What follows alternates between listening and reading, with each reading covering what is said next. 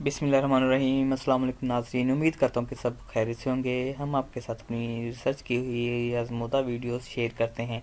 उम्मीद करता हूँ आपको काफ़ी फ़ायदा होगा।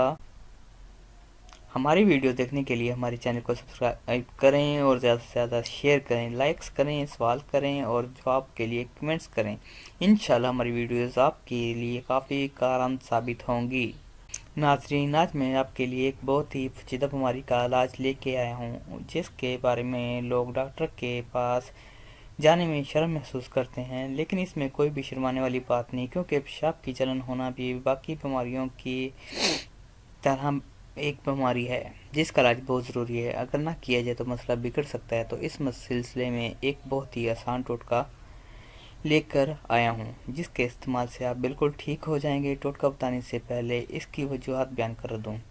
तेज़ाबियत हो जाना, वो लोग जो गोश्त वगैरह ज़्यादा खाते हैं मगर पानी कम पीते हैं, इनके पेशाब में तेज़ाबियत बढ़ जाती है, जिसकी वजह से जलन होती है। इसके अलावा प्रोस्टेट यानी मसाने में इन्फेक्शन की वजह से भी जलन होती है।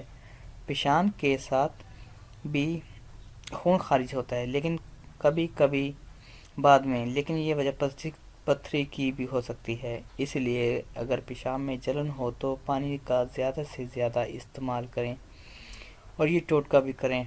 पेशाब की जलन दूर करने के लिए सुबह नाश्ते से 1 घंटा पहले अजवाइन खरासानी का सफ़ोफ 1 चाय के चम्मच हमरा पानी के साथ रोज़ाना दिन में 1 मरतबा इस्तेमाल करें। पेशाब की जलन के लिए बेहतरीन अमल है